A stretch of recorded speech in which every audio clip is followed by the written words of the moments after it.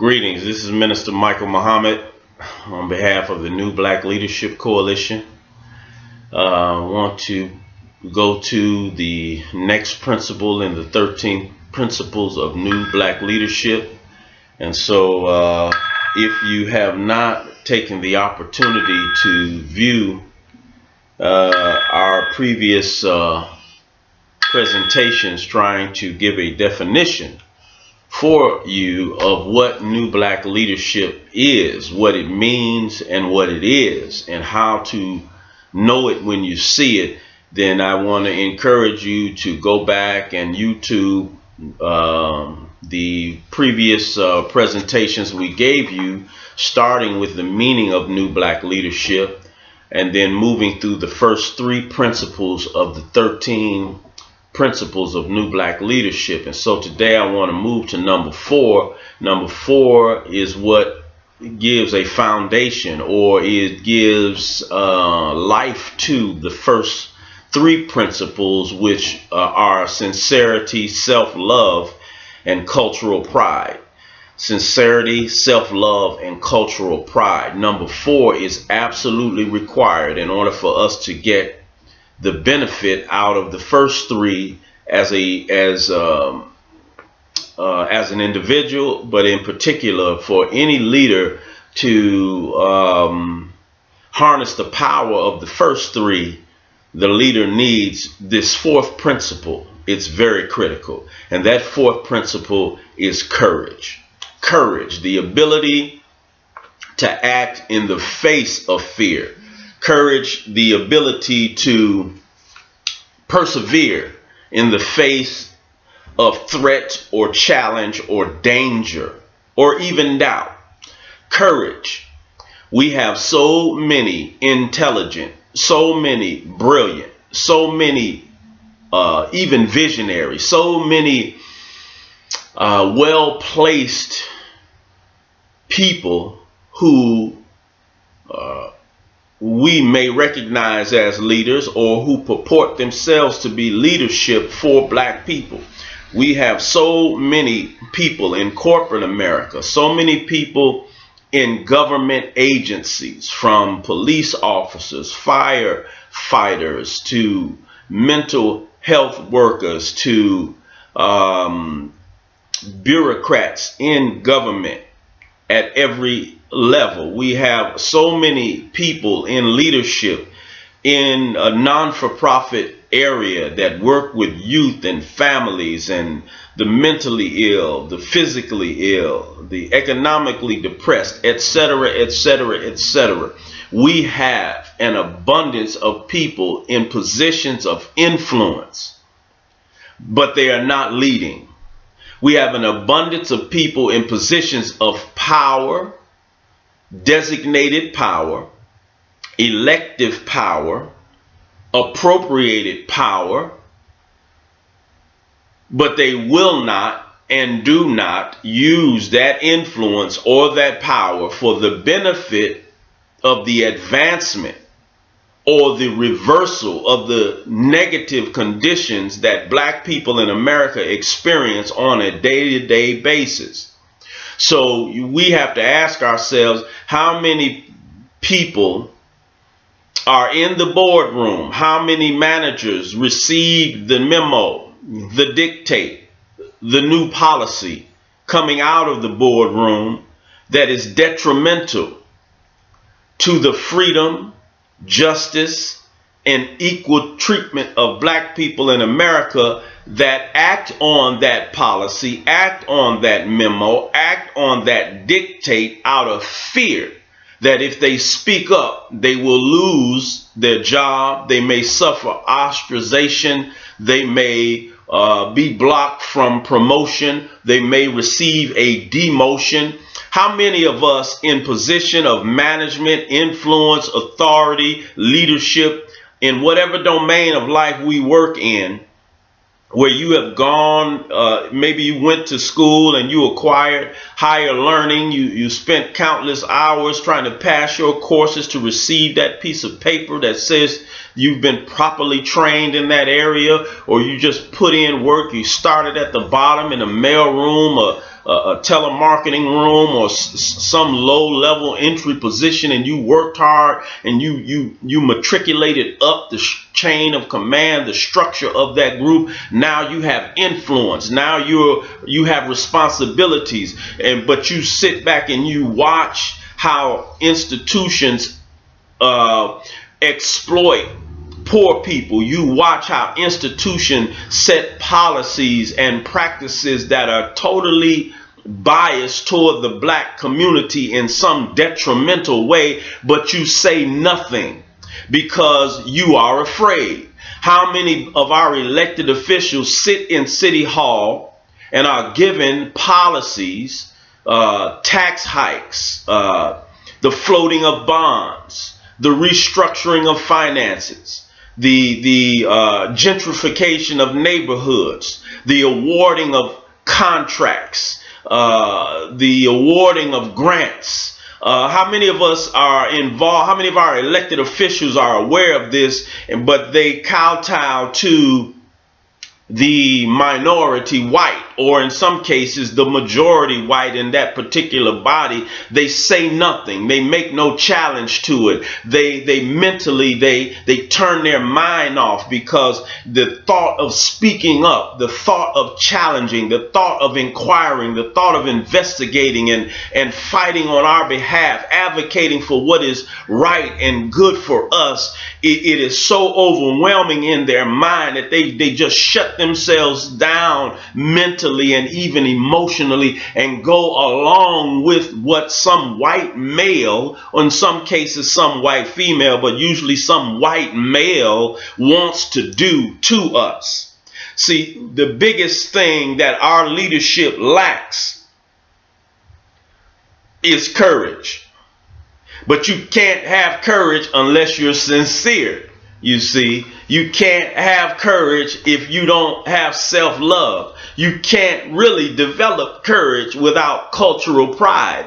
But conversely, if you have a sense of sincerity, if you have a sense of self-love, if you have a sense of cultural pride, but you're yet a coward, you're yet fearful, you're yet overcome with a sense of fear and consternation, you're just overwhelmed at the thought of challenging white males in power, then you are not worthy of leadership.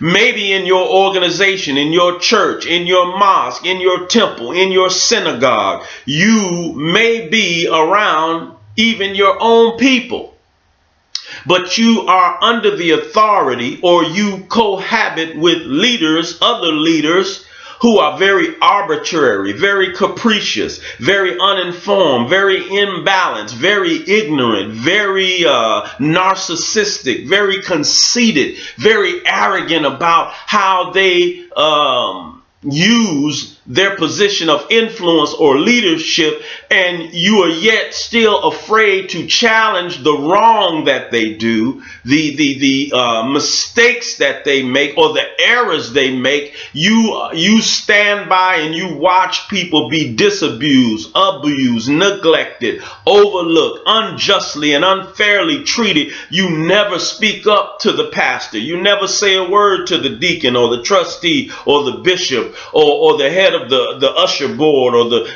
choir director. You never say a mumbling word when you know there are people who are mistreated. You know that there are people who don't get their fair opportunity. You know that there are people who have been ostracized, or who have been demonized or vilified, or they've had something done to them that they did not deserve, simply because the person of the greatest influence had a personal problem with them, not based upon anything credible, but you stood by and you say nothing. That is cowardice. You do not possess the quality of courage that makes you deserving of having the influence that you may have acquired. Maybe in your own group. Maybe in your own group, you're a part or privy to some conversation about another member of your group, that a person may have a grievance or a dislike or a disdain for that person, and you don't have the courage to challenge that person, to confront that person one-on-one, because I find that we are afraid to speak our truth to people face to face and eye to eye. And of course, on the other side of that, most of us can't handle people speaking their truth to us as how they perceive us or some wrong or grievance they have against us. We don't know how to receive that with humility. We don't know how to process that in a way that doesn't make us vindictive. Most of us are so insecure and superficial with our leadership that we don't have the courage to really look at ourselves and deal with ourselves, deal with our own shortcomings, our own character defect, our own flaws. We don't use courage to delve deeply into the self so that we might be better as leadership. And so Marcus Garvey said, men in earnest do not fear consequences. I'm going to say that again. Men or women in earnest do not fear consequences. And so I don't fear the consequences of telling you how I see you or what I think about you or what my perception is, because I'm willing to accept that my perception could be wrong. And so I can accept the consequences because I don't fear the consequences, because I act out of a place of self-love. I act out of a place of sincerity. And so my sincerity and my self-love gives me the freedom to have the courage to confront any and everybody or speak my truth to any and everybody at any time, especially when it's appropriate. And so we must have a cadre of leadership that has the kind of courage that Nat Turner had, the kind of courage that the Honorable Marcus Mosiah Garvey had, the kind of courage that the Honorable Elijah Muhammad had, the kind of courage that Minister Farrakhan has, the kind of courage that Fred Hampton had. We need courageous leaders. We need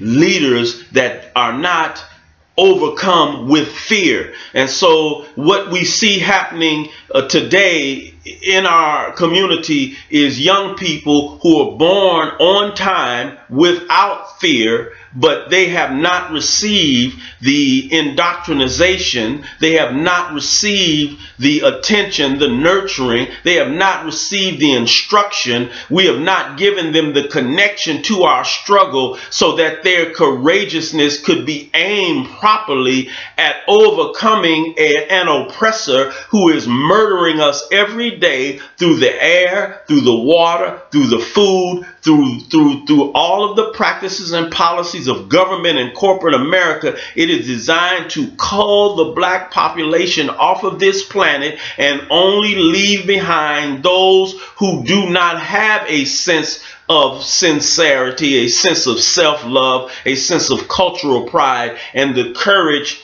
to stand up for what we sense or see is happening to us. Our young people today are born as warriors to fight in this very spiritual but very practical, physical, real war that is going on against black people in America, and really all over the earth, but particularly here in America. And so courage.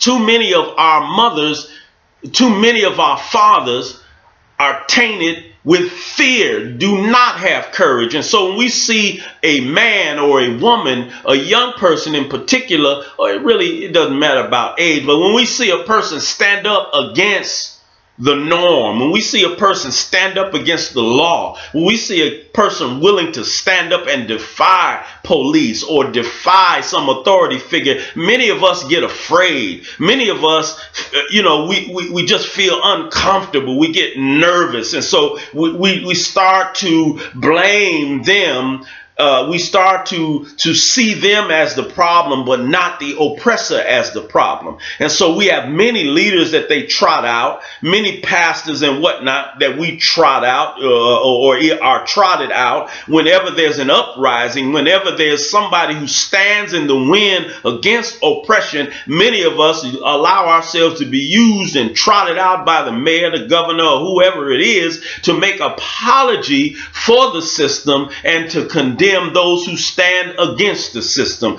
This has to stop. We cannot have a future until we only recognize leadership that have true courage, intelligent, sensible, balanced, but radical courage in the face of the forces of evil that never ever has stopped with their onward march of white male supremacy in this society.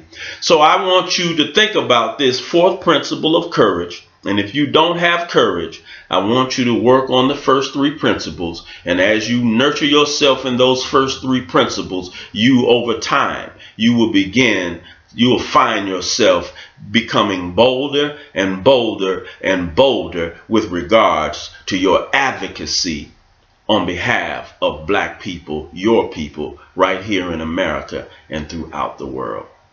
Thank you.